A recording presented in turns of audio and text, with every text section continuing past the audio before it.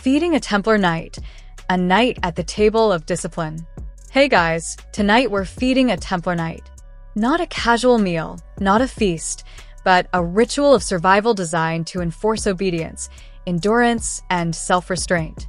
These warrior monks took vows of poverty, obedience, and yes, fun prevention. Every meal was carefully planned, not to delight, but to keep them alive, focused, and capable of wearing an unreasonable amount of armor without passing out. Before you get comfortable, like the video, subscribe, and comment where you're tuning in from and what time it is for you. It's always fascinating to see the global audience joining these journeys into history. Now, dim the lights, and let's step quietly into the Templar dining hall. A meal was not a meal. Feeding a Templar Knight was never about pleasure. A meal was a logistical procedure, a maintenance window for the human body, designed to maximize endurance and minimize distraction. Pleasure was dangerous. It led to smiles, smiles led to questions, and questions led to disobedience. So, meals were bland, repetitive, and spiritually humbling. Excitement at the table was not just discouraged, it was forbidden. The Templars were a fusion of monastic discipline and military rigor. From monks, they inherited silence, patience, and a mistrust of indulgence. From soldiers, they inherited stamina, strength, and the ability to march for hours while in full armor. Their diet mirrored these values: filling, predictable, and emotionally neutral. Food was a tool for survival and obedience, not enjoyment. The bread, the true hero. Bread formed the backbone of every Templar meal. This was not soft, bakery-style bread. It was dense, coarse, and hard, often made from barley or mixed grains. A knight didn't snack casually. Chewing bread was a deliberate, disciplined act. It strengthened the jaw, trained patience, and reinforced the idea that life could be tough, and you adapted. Stale or rock-hard bread was expected. When softened in broth, it became sustenance, not indulgence. Bread's purpose was practical. It filled the stomach, absorbed soups and stews, and could travel long distances without spoiling. Emotionally, it was neutral, neither joy nor temptation. Spiritually, it was a lesson in humility. The Templar diet's foundation was simple: bread first, pleasure last. Meat and the controlled indulgence. Yes, Templars ate meat, but only under strict rules. Beef and mutton were common. Pork was limited due to its richness, and poultry appeared occasionally. Meat was boiled or stewed to remove any excitement or indulgence. Portions were carefully regulated. Rank did not grant extra meat. Overeating was sinful, and enjoyment beyond necessity was dangerous. Meat fueled the body, but never the ego. Excess energy led to distraction. Distraction led to questioning. Questioning was dangerous. A Templar's relationship with meat was functional, disciplined, and emotionally detached. Fish days and the art of restraint. Fasting days, often with fish, were frequent. Salted, dried, or boiled, fish was humble, nutritious, and easy to preserve for campaigns. It reinforced restraint, taught humility, and reminded knights that survival required adaptability. These meals were practical, economical, and spiritually grounding. Every bite was an exercise in obedience. Enjoyment was incidental. Hunger was instructional. Moderation was discipline. The Templar body was trained to endure, and the mind trained to obey. Vegetables, the unsung heroes. Vegetables were humble, practical, and reliable. Onions, leeks, cabbage, beans, and lentils appeared frequently in soups or stews. They were chosen for durability, nutrition, and the ability to be cooked in bulk. Flavor was secondary. Obedience and consistency were primary. Vegetables taught lessons in endurance, patience, and equality. They reinforced the principle that personal preference was irrelevant. In the Templar worldview, meals were a tool for training, not a source of pleasure. Soup, discipline in liquid form. Soup was the apex of Templar culinary design. Thick, hearty stews combined bread, vegetables, and occasionally meat or fish. Nothing was wasted. Soup softened hard bread, stretched portions, and delivered nutrition efficiently. Flavors were subdued. Spices were used sparingly. The objective was efficiency, not enjoyment. Soup also reinforced equality. Each knight received the same portion, consumed at the same pace. Silence and uniformity at the table cultivated discipline and focus, preparing them for battle and the rigors of monastic life. Silence, obedience, and the ritual of eating. Silence dominated Templar meals. Conversation was a distraction. Distraction was dangerous. The dining hall enforced quiet through social pressure and structured readings of scripture or moral instruction. Eye contact, gestures, and lingering glances were minimized. Every bite, every sip was a lesson in obedience. Wine, when allowed, was diluted and measured. Drunkenness was forbidden. Every element of the meal was calculated to sustain the body without giving the mind reasons to indulge in personal comfort or pleasure.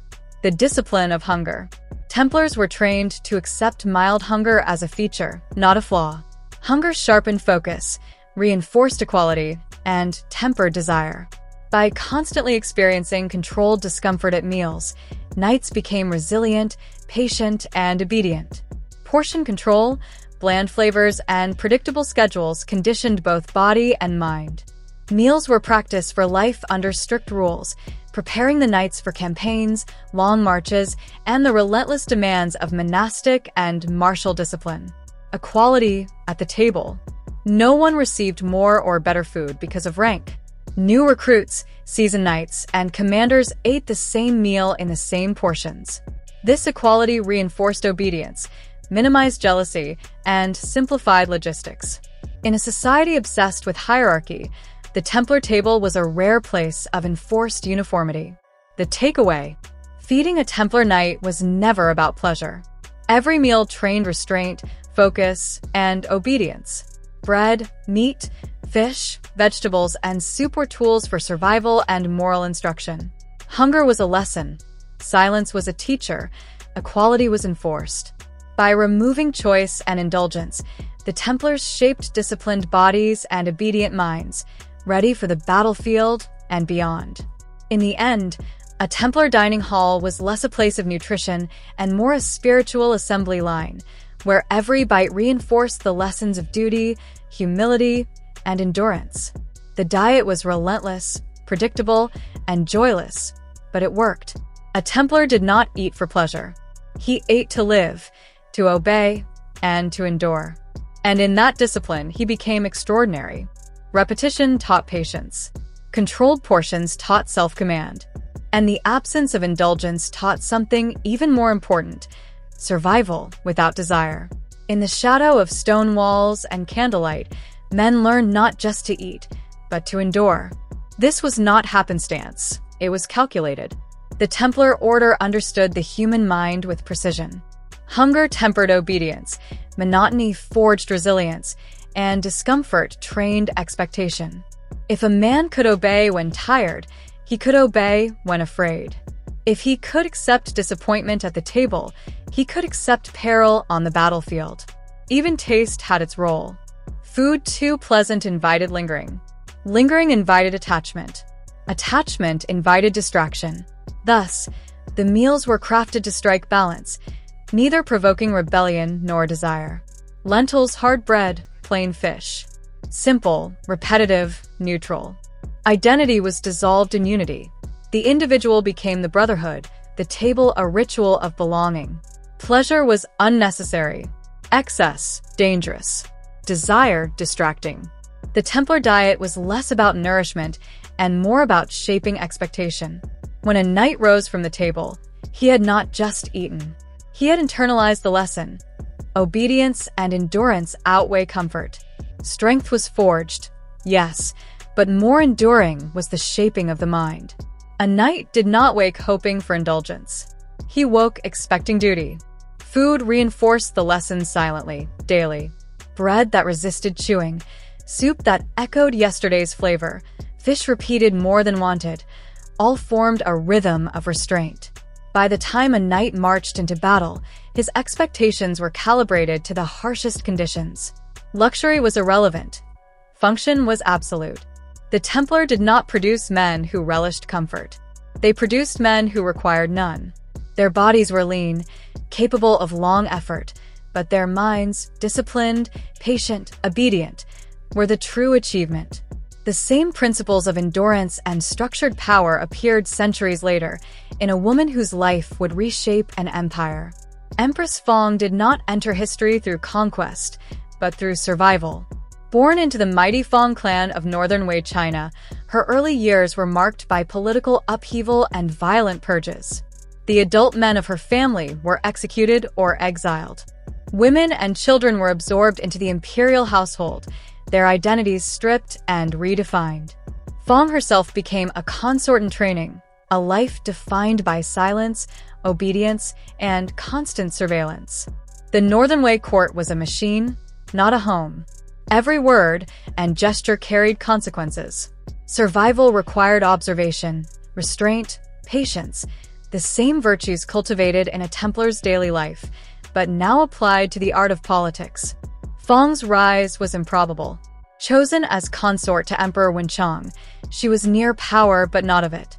When the emperor died, leaving a child heir, the empire teetered on chaos. Regents came and went, often destroyed by the very forces they sought to control. Yet Fong endured. She became Empress Daja, regent for the young emperor, and in doing so, transformed crisis into opportunity. She understood a truth many rulers failed to grasp. Authority is maintained not through grand gestures, but through systems. She did not announce dominance. She imposed structure. Court rituals, legal procedures, land administration, military appointments, all became levers of control. She listened more than she spoke. Ministers revealed their ambitions and weaknesses unknowingly. Power was measured not in commands, but in knowledge. Fong's brilliance was subtle. She preserved experienced officials, even skeptics, because stability outweighed loyalty. Abrupt purges signaled insecurity. Continuity projected strength. She reframed her authority as guardianship, not conquest, emphasizing moral governance. Her regency was an exercise in patience and control. At the palace, no dramatic proclamations were necessary. Just as a Templar Knight internalized restraint at the table, the court internalized the inevitability of her oversight. Decisions flowed through documented procedure, not personal whim. When officials overstepped, Fong corrected with efficiency, not spectacle. Over time, the court adapted. Resistance did not vanish, but it was channeled into conformity with the systems she designed. Chaos became costly, compliance practical. Her reforms extended beyond palace walls. Northern Wei China had been scarred by decades of war, forced migrations, and uneven land control. Powerful clans monopolized estates while peasants suffered. Fong realized that governance required grounding in the land itself. She reasserted central control over land distribution and taxation. Peasant households were registered carefully, labor demands regulated. Villages that could feed themselves were less likely to rebel. Stability was cultivated quietly, through administrative efficiency rather than fear. Provincial governors rotated frequently to prevent entrenched power. Corrupt officials were removed with minimal fuss, sending a clear message. Authority flowed from the throne, not private estates. Fong also leveraged ideology. Buddhism, spreading across northern China, offered moral authority and social cohesion. Fong did not patronize religion blindly. She integrated it strategically. Monasteries became centers of education, charity, and governance. Buddhist ideals reinforced her vision of rule as stewardship, not domination. This helped unify diverse populations without erasing local customs. Through religion, administration, and land reform, Fong created endurance, systems capable of functioning without her personal oversight. She ruled not through fear, but through structural inevitability. Yet, like the Templar Knight at his monotonous table, Fong paid a price. Long regencies invite resentment. Officials nurtured under her authority grew impatient. Young courtiers viewed her as an obstacle. Personal sacrifice was heavy. There was no traditional family life, only constant vigilance and public composure. Her authority was exercised in silence, her legacy embedded in procedure rather than proclamation. When she finally stepped back, the empire remained stable. Officials understood roles. Governors respected boundaries. The emperor ruled within a disciplined framework. Coherence, not drama, was her monument. The subtle power of symbols paralleled her strategies. Crowns, in the ancient world, were never merely decorative. They solved political problems, condensed abstract concepts of divine favor and legitimacy into a single visible object. Gold, height, and gems communicated permanence, dominance, and celestial authority. Crowns trained obedience psychologically. Even a distant or weak ruler commanded respect through the symbol itself. Like Fong's administrative frameworks, crowns made authority tangible, enduring, and respected without continuous effort. A Templar Knight internalized restraint at the table. A crown internalized hierarchy in the minds of subjects. Both operated silently, shaping behavior through structure rather than indulgence. In both the monasteries of the Templar Order and the courts of Northern Wei China, we see the same principle at work. Power is an self-reinforcing Templar diet conditioned. Whether at a Templar table or a Northern Wei court, the message is clear. Enduring systems create enduring power. Strength in visible mechanisms that make authority last. Empress Fong and the Templars achieved the same thing in different worlds. Humans can be molded through expectation, routine, and structure. And when they? Throughout history, power has never been just about armies or wealth. It has often been about symbols, objects that translate invisible authority into visible form. Few symbols have been as potent as crowns. In ancient Egypt, the crown was not merely decoration. It was a declaration that the universe remained in balance. The double crown, fusing the white crown of Upper Egypt with the red crown of Lower Egypt, proclaimed unity across the Nile Valley. This headdress transformed political geography into theology, to where it was to assert that Egypt itself was whole, not by borders or armies, but because cosmic order demanded it. Crowns in Egypt reinforced the pharaoh's semi-divine status. Rulers were not abstract gods. They were living intermediaries between humans and the divine. Different crowns marked different roles: fertility, military command, or judgment. And the coronation itself was a sequence of transformations, each represented by a crown. Through millennia, these crowns remained recognizable, offering continuity, stability, and the powerful message that as long as the pharaoh wore the crown, chaos was kept at bay. In contrast, Persian crowns communicated a different form of power. Persian kings did not present themselves as gods above men, but as rulers over diverse peoples. Their headgear, tiaras, diadems, or simple caps, was restrained, elegant, and portable, emphasizing hierarchy over divinity. The crown declared authority without erasing diversity. It symbolized legitimacy, law, and divine favor through Ahura Mazda, but never absolute holiness. In ceremonies, the crown identified the king instantly, reinforcing obedience across vast territories. Its symmetry, modest height, and controlled decoration communicated composure and command, not tyranny. Authority, Persian rulers conveyed, was universal but conditional. The Greeks approached crowns differently.